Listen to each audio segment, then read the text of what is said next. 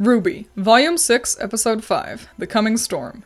What happens? The episode begins with Cinder collecting her intel from Little Miss. As she begins to head out, Neo reveals herself to still be alive and attacks Cinder. After a scuffle, Cinder gets Neo to join her on her revenge mission. From there, we jump back to the heroes, pondering the unusual state of the farm. The kids explore and find that everyone on the farm is dead in bed. Scared but unable to leave due to the snow, the group sets out to find supplies. Blake and Ying head into a storage shed to find a working vehicle and spend some time discussing Ying's PTSD.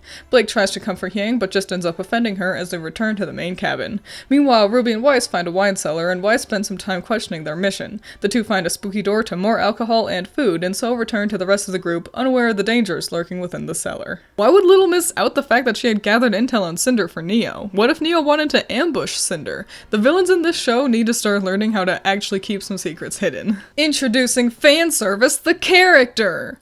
I hate that Neo is back. She's a non-character. Thrown into Volume 2 because Monty liked a female version of Torchwick cosplay. She was given no lines for so long the creators just ran with the fans' idea of her being mute. And I know she wasn't planned as mute from the start because Miles says in one of the DVD commentaries that she has a voice actress, we just haven't heard them yet.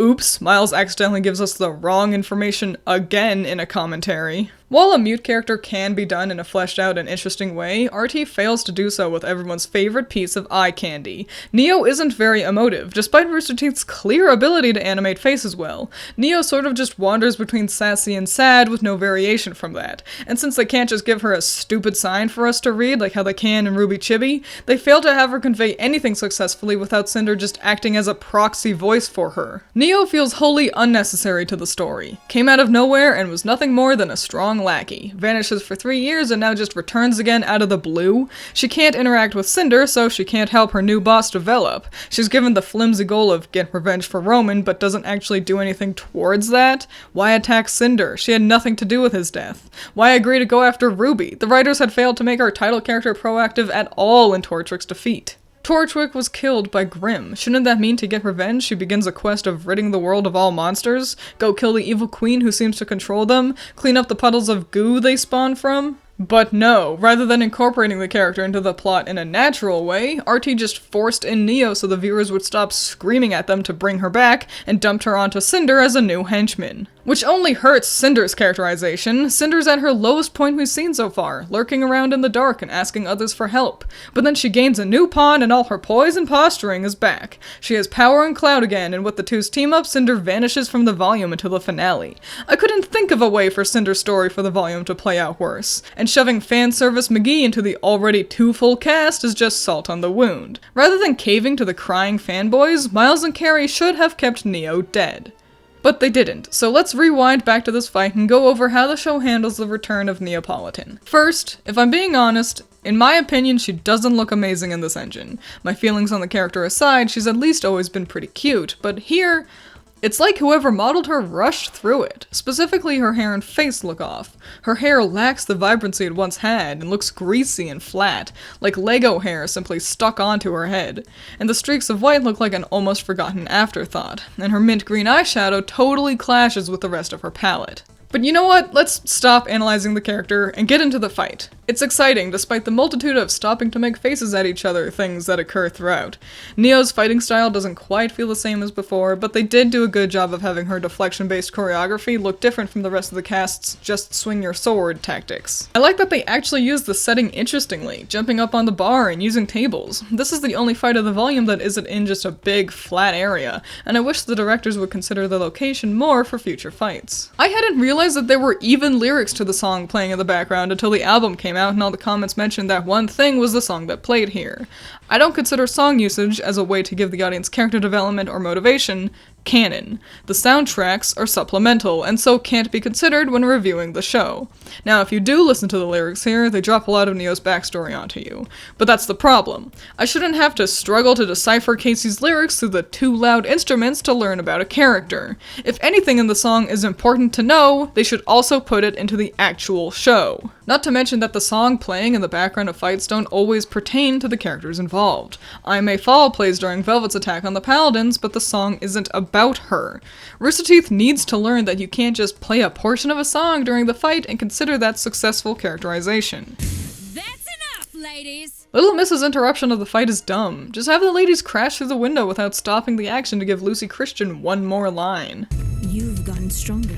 So have I. Literally no? Neo's using all the same techniques we've already seen her use before, and Cinder hates actually using her weapons, has worse depth perception now, and hasn't won a single fight since Beacon fell. Why do they keep re-revealing Neo over and over again like it's a big surprise to see her each time? Reveals her shoes, oh shit, it's Neo! Pans up her body, oh my gosh, it's Neo! Deflects fireball, oh man, it's Neo! Pans up her body again, look, it's still Neo! Like, we get it, she's back. Did no one on the production team know which shot would happen first, and then they just kept all the different reveals for no reason? Cinder's choreography gets way worse once she starts using her swords. Maybe that's why they insist on her not using her weapons. They don't know how to have her fight with them and make it look good. We're not the only one with a grudge against RWBY. We both want that girl dead. You could have fooled me. Where was this grudge when Cinder chose to focus on only Jean at Haven? Where was this grudge when Cinder ignored Ruby as she lied unconscious on the floor? I guess making sure Jean gets to be Weiss's hero takes precedent over perpetuating your main antagonist's core motivation. Also, like, shouldn't Neo have beef with Yang? I mean, sure, Neo may assume Ruby killed Torchwick, whatever, but Yang doesn't have anyone volleying against her. Blake has Adam and the White Fang to fight, Weiss has her dad and Culture of Atlas to handle, Ruby has the entire Council of Evil coming after her Silver Eyes, Oscar's got the voice in his head's angry ex to deal with, hell, even Jean has a self-appointed adversary in Cinder, but all Yang has is an unused stress disorder. Roosterteeth kinda try to make Adam a thing for her to fend off, but don't do anything to push that narrative outside of Yang has one spooky dream and one hallucination. The only reason Yang and Adam even fight at the end of the volume is because Yang had to come save her new girlfriend. Adam took no interest in Yang and Yang showed no signs of trying to search for him. Their fight was the happenstance of they both like Blake, and he's gone now anyway. Yang has no one out to get her and no one getting in her way. If the writers are going to insist on bringing back a useless character like Neo, at least have her do something in service of the actually developed members of the cast. Look at that two-dimensional wind. It sure does look like a flat image pasted over the rest of the world. They've had Cinder hover before and it looked fine. I don't know why they're struggling with it now. I get that these 2D elements probably help with the production speed and stuff, but if you're gonna do stuff like this, you need to make sure it still looks like it's in the same dimension as the rest of the show. This is a valiant effort, but ultimately I would consider this more of a distraction than a successful shortcut. A little bit of wind is enough to scare Neo into listening to Cinder. I sure hope she didn't pay Little Miss Malachi too much if her murderous conviction is lost so easily. So, you finally arrived. What the hell are you wearing? It's my ass-kicking outfit, bitch! Close the door already! Maria, you're the closest to the door. Close it yourself, you old bag. Holy shit, Blake's actually interacting with RWBY. For being a group of friends, these girls seem to really hate talking to each other, and Blake especially seems to only want to chat with the one she has a crush on. I wish Roosterteeth would figure out that people can spend time with the friends that they don't want to bone and still be able to develop. Okay, so they zoom in on this family portrait as the girls run up to help Weiss, which was a very good scream, by the way. The reason they do this is so that when they find the bodies upstairs, we can identify this guy's hat here on the bed frame. Look at this family so you can tell it's them who's riding in the bed, except they don't really do this very well. The hat doesn't stand out much, it's just a boring brown hat, and let's be honest, when we look at the fate of the family, the audience has a much more interesting thing to focus on. The fucking corpses! How many people are gonna pry their eyes away from the intriguing and creepy bodies tucked into bed's center frame to try to analyze the fucking hat next to them? Nobody. At least, nobody on a first viewing. And even if they had emphasized the hat more, they already shot themselves in the foot when we look at the family portrait in the first place. Hat McGee isn't exemplified at all. When first watching this episode, the audience doesn't know what's happening with the farm. We have a bunch of questions and are blatantly being given a clue by taking a second to look at the photo on the wall. The fact that Hat Guy's kind of in the center doesn't mean shit when your viewer is trying to decipher any hint from a full frame of characters. Should I be counting the people shown here? Should I be paying attention to how they're grouped? Does anyone look different from the others? Does anyone look familiar? This little girl who's front and center has a doll. Does that matter? This little redhead boy isn't smiling. Does that matter? Is something happening in the background? Your viewer isn't going to take a second to care that a man is wearing a hat when they're trying to find the clue. I only figured out this is what RT's goal was because I watched the episode multiple times and wanted to figure out why they showed us this photo. Because when watching these couple of episodes the first time, I just couldn't couldn't figure out why. Did they just want us to see how happy the farmers were before the apathy showed up? And admittedly, this is a pretty small thing to go on about, but the rest of the adventure at the farm is really good, so I felt it important to point out their only real stumbling block during this story. This snow looks really nice. Hey, how you doing? Well, I'm doing just fine. I lied, I'm dying inside. I like that you can tell that this is a hallucination because Adam's still in his old outfit. I still get flashes from that night. Bullshit. Ying had one nightmare about Adam 2 volumes ago, and that's it. You can't pretend she's struggling through the lingering effects of her trauma, but never show us. Ooh, Ying's hand is shaking. That always happens when thoughts of Adam creep up. Except no, Ying's hand shakes for whatever bullshit the script needs for a scene to be dramatic. Ying got angry and punched a man, have her hand shake. Ying thought about how Blake abandoned her for a second, have her hand shake. Ying's yelling at her mom, have her hand shake. The only running thing that seems to trigger her shaking is getting mad. She had no shaking when she saw Blake again since the fall of Beacon, or when Adam was literally outside the gymnasium she had been fighting in. It's never been connected to Adam before, just when Ying gets angry. But not here. Suddenly we have to pretend Ying's been suffering from hallucinations and that gets her hands moving. This is stupidly short-sighted. Not only do they unsuccessfully convey Ying actually struggling with any real PTSD symptoms, despite insisting she has it, they can't even keep her imaginary triggers consistent. If you can't represent such a difficult, real-life issue in an accurate way, don't put it in your show. I'll protect you. What? This is a great moment. So much is said with so little. Ying is clearly upset by Blake's idea that Ying has to be protected, and Blake clearly thought that's what Ying wanted and doesn't understand why she's upset now. We didn't have to have the characters sit across from each other and spend 10 minutes talking to give us this information. The performances and animation said everything loud and clear. The only problem with this very well done scene is that it doesn't go anywhere. Yang leaves angry and Blake is left to ponder what went wrong. There's a conflict currently happening between the girls, and it just never comes up again. The apathy attack, the group reconnects with Juniper, Oscar runs away, Jean stands in front of a statue, the kids begin their steal an airship plan, and then the next time Blake and Ying talk is when Blake gets dropped off at the radio tower, where the two joke around and flirt and give each other sexy looks, and it totally ruins this scene. This was an amazing setup to have Blake and Ying get to talk and really get closer. By the end of the volume, it's implied the two have started dating, or at least plan to. But they do nothing all volume to resolve this conflict set up here, and in turn do nothing to bring the girls closer together. This great setup is for nothing. Lumos Maxima. Why are we suddenly pretending alcohol is a super duper bad thing? I mean, like, alcohol dependency is a real problem, and those dealing with that should seek help. But RWBY has only ever portrayed alcoholism as something that's funny before. Not you.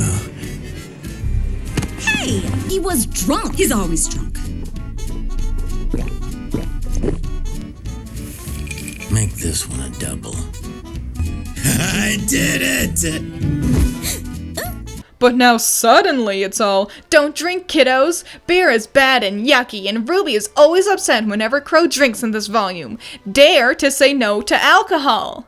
Why? Were the heads of RT worried parents wouldn't want little Billy watching an anime where people get drunk, even though the show includes on-screen murder and tit windows as far as the eye can see? Did one of the writers recently quit drinking and decided to force that into the script despite it going against how it's always been portrayed before? If you want to start having a drinking's not cool message in your show, fine, but incorporate it into the canon naturally, by exclusively showing us Crow's alcohol dependency as either a cool aspect of his character or as something we should see as funny. You, the creator, has told us it's a good thing. But now, out of the blue, we're supposed to be looking down on Crow for this, and it's jarring and contradictory to what the show's told us to feel before. It's sort of like if in Tom and Jerry, suddenly after years of wacky violence, Jerry hits Tom with a hammer and it does real damage to him. No more funny slapstick, the violence is treated realistically, and we're meant to feel bad for Tom as he suffers through the injury.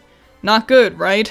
In both my hypothetical Tom and Jerry example and here in RWBY, the audience is being punished for finding the show's previous jokes funny. How dare you think Drunkle Crow is a funny meme? His dependency on getting drunk is no laughing matter, and you should be ashamed. Look at how disappointed RWBY is. So yeah, rather than suddenly saying, beer is bad, have this be a natural development for the kids.